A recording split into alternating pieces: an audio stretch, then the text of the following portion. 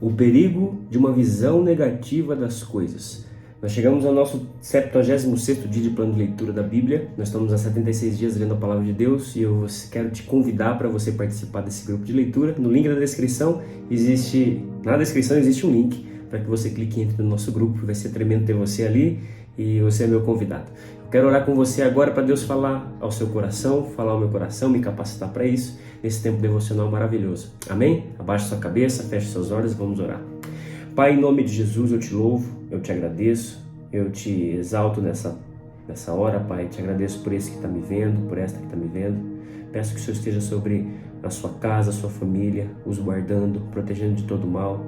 Peço que o Senhor nos dê força, Pai, força para vencer os desafios dessa terra e enxergar aquilo que é palavras malignas, palavras que não provêm de Ti, que nós possamos repreendê-las, que nós possamos escolher caminhos diferentes do caminho deste mundo perdido. Em nome de Jesus eu oro.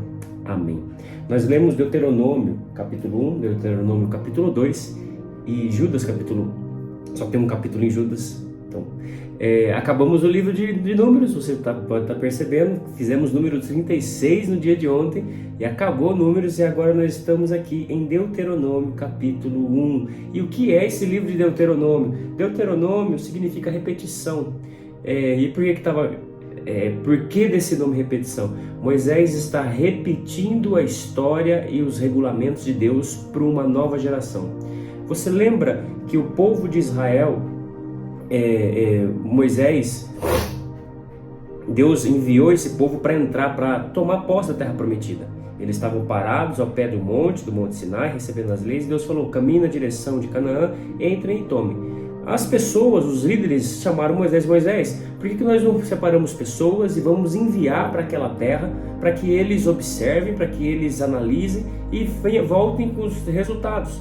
E Moisés achou por bem essas pessoas fazerem isso, e quando separou-se 12 pessoas, 12 líderes, um para cada tribo de Israel. Quando esses 12 líderes chegaram, eles trouxeram o fruto da terra e a resposta de Josué e Caleb, que eram um dos dois líderes, era: a terra é muito boa, Deus escolheu uma terra boa para nós. Só que aqueles outros 10 líderes que voltaram, eles falaram: não, a terra não é boa, Deus está com raiva de nós, Deus está com ódio de nós, Ele quer nos destruir. Para onde nós iremos? Porque aquele povo, eles são maiores do que nós, mais numerosos do que nós, e as cidades têm muros muito altos. Como nós invadiremos? Moisés tenta discutir com ele, fala: não, mas Deus mandou, Deus vai dar a vitória. Isso está aqui no livro de Deuteronômio, no capítulo 1, versículo 26. Vocês todos vieram dizer-me: mandemos alguns homens à frente em missão de reconhecimento da região, para que nos indiquem qual é o caminho. No 25, trouxeram alguns frutos da região, com o seguinte relato: a terra que o Senhor, o vosso Deus, nos dá é boa. E continua: vocês, contudo, não quiseram ir e se rebelaram contra a ordem do Senhor, seu Deus. Queixaram-se em suas tendas, dizendo: o Senhor nos odeia, por isso nos trouxe do Egito para nos entregar nas mãos dos amorreus e destruir-nos. Para onde iremos? Nossos compatriotas nos desanimaram quando disseram: o povo é mais forte, mais alto do que nós, as cidades são grandes, com muros que vão até o céu. Vimos ali os Enaquins, que era uma raça de gigantes daquela época. Então eu disse: Moisés, não fiquem apavorados, não tenham medo deles. O Senhor, o seu Deus, que está indo à frente de vocês, lutará por vocês, diante dos seus próprios olhos, como fez no Egito. Também no deserto vocês viram como o Senhor, o seu Deus, os carregou, como um pai carrega um filho, por todo o caminho que percorreram até chegar a este lugar. Apesar disso, vocês não confiaram no Senhor, o seu Deus, que foi à frente de vocês, numa coluna de fogo de noite, numa nuvem de dia, procurando lugares para vocês acamparem, mostrando-lhes o caminho que deveriam seguir. Existiu esse povo, eles se rebelaram contra Deus, e Deus falou o seguinte: vocês não entrarão na terra prometida. Essa geração não entrará, salvo Josué e Caleb. As únicas pessoas que vão entrar, isso também está na palavra de Deus, são as crianças dessa geração, aqueles que não sabiam distinguir entre o bem e o mal. E essas crianças agora estavam ali na frente de Moisés, crescidas, já tinham se passado 40 anos, não existia mais ninguém da geração antiga, somente Moisés, que ainda faltava, Deus ia recolhê-lo, e eles estavam ali ouvindo aquilo. Por que Moisés está repetindo? Para que eles não se repetissem no erro dos pais. Moisés precisava mostrar que Deus era poderoso, Deus era com eles. Era uma geração que não estava com os vícios do Egito, era uma geração que precisava tomar uma escolha ali naquela hora de seguir a Deus. Uma nova liderança seria levantada e eles precisavam entrar naquele lugar. E o que nós temos aqui hoje, e o mundo faz a mesma coisa que esses espias fizeram com o povo de Israel. O mundo tenta desanimar o nosso coração com uma visão negativa daquilo que nós fazemos na presença de Deus. Com a visão negativa do que é ser cristão, do que é andar com Deus. Nós precisamos ter uma certeza nos nossos corações que Deus, Ele tem a palavra final para todos nessa terra, mesmo aqueles que creem e mesmo aqueles que não creem. Que nós que cremos, sabemos e confiamos e acreditamos na promessa de Deus, que Ele é poderoso para fazer infinitamente mais, que Ele honra aqueles que creem em Cristo Jesus. Não é uma honra porque eu sou bom, não é uma honra porque eu trabalho bem, não é uma honra porque eu sou honesto, eu digo que sou honesto, não é uma honra porque eu cuido bem dos meus filhos, não é uma honra que recebemos porque estamos indo na igreja, é uma honra porque depositamos a nossa confiança em Jesus Cristo.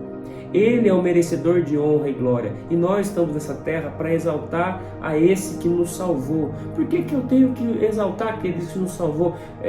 Durante muito tempo eu tive problema, porque eu nunca fui de puxar saco de ninguém, eu nunca quis bajular homem, bajular ninguém, eu sempre tive dificuldade nessa questão de adorar, porque não fazia lógica e tudo mais. E eu não entendia, eu não estava muito convertido ainda. E em pouco tempo eu tive algumas experiências com Deus e eu entendi que eu era um perdido. Eu não tinha a herança da parte de Deus. Eu naturalmente, por quem eu fui e quem eu sou naturalmente, eu não tenho herança. Quem me deu direito foi Jesus, e Ele me dá as capacidades para que eu guarde o meu coração, para que eu permaneça firme nele. Ele provê tudo aquilo que eu preciso para que eu possa dizer não para o pecado através do poder do Espírito Santo. Por isso que Deus precisa nos encher. O enchimento de Deus é que vai fazer com que nós tomemos a posição que Moisés tomou nessa hora, que Josué tomou nessa hora, e que Caleb tomou naquela hora. Eles chegaram e olharam e viram: uau, a promessa de Deus é real, olha essa terra onde Ele quer nos mandar. Certamente eles viram os gigantes, certamente eles viram os muros, certamente eles viram que são o número das pessoas, certamente eles viram as armas dos inimigos, mas eles entendiam que aquilo não é nada para Deus, porque afinal de contas eles viram Deus abrir um mar. Eles passaram em pés secos no mar e o mar se fechou. Aquelas pessoas que foram rejeitadas por Deus, que ficaram no deserto, elas viram tudo isso, mas ainda assim deram ouvidos à palavra negativa daqueles que olharam, que trouxeram as notícias ruins. Eles tinham como tomar uma posição diferente. Moisés tentou dialogar, eles tinham argumentos e experiências para dizer, igualzinho você. Eu e você temos experiências de milagres de Deus, eu e você temos experiências do falar de Deus, do operar de Deus. Às vezes eu estou falando com pessoas que creem de verdade, que escolheram andar com Jesus, seguir a Jesus, mas ainda assim escutam os conselhos do mundo. Todas as formas trazem as ideologias mundanas para dentro da igreja e acham que aquilo é o caminho certo. Nós não somos chamados para trazer os elementos do mundo para dentro do ambiente cristão, e sim trazer os ambientes da palavra de Deus, trazer os elementos da palavra de Deus, os argumentos da palavra de Deus para dentro do mundo. A igreja é um lugar onde nós nos fortalecemos na palavra para que nós possamos viver a nossa vida no mundo de uma forma reta, de uma forma santa, e impactar esse mundo com uma transformação. E certamente haverá pessoas que são rebeldes a Deus, e nós vamos precisar lidar com elas também, colocando o seu ponto de vista é o seu ponto de vista. Eu tenho uma experiência com Deus, eu tenho uma experiência com a palavra de Deus. Todos nós devemos respeito a todos os argumentos, mas também todos os argumentos precisam ser ouvidos quando colocados na mesa. Eu não entro em discussão quando a minha palavra não vai ser ouvida. Quando uma pessoa só quer falar sozinha, eu calo a minha boca. Aqui não é momento de eu pregar a minha palavra, não é momento de eu debater, é momento de eu amar. É momento de eu escutar, é momento de eu ter paciência, é momento de eu ter Deus está trabalhando o meu caráter para que eu possa amar pessoas que pensam diferente de mim, até mesmo pessoas que odeiam o meu Deus. Pessoas podem odiar meu Deus hoje, mas em dado momento, em dada experiência que aquela pessoa tem, Deus pode tocar o coração dela. Por isso nós precisamos pregar a tempo e em fora de tempo, e não nos acanharmos com as pessoas que são mais enérgicas em rejeitar a Deus. As pessoas só estão colocando para fora aquilo que elas têm. E um dia eu tinha tudo aquilo que ela tem. Deus colocou coisas novas em meu coração. Deus colocou uma esperança nova em meu coração. E hoje eu escolho colocar essa esperança para fora e não aquilo que um dia eu tinha. Se eu vasculhar um pouco e começar a pesquisar na minha memória, eu vou achar muita coisa do meu passado que eu posso colocar para fora e não vai edificar ninguém. Mas eu posso olhar na palavra de Deus e ver nessa breve história que eu tenho aí de alguns 15, 18 anos na presença de Deus e falar: Deus é fiel e é real. Amém? Que Deus possa te abençoar. Esse é o nosso vídeo. Que o Senhor possa trazer força para o seu coração. E se você está passando por uma dificuldade, que a minha oração do começo possa fazer efeito na sua vida. Que Deus possa te fortalecer. Em nome de Jesus. Amém? Que Deus abençoe. Um forte abraço e tamo junto.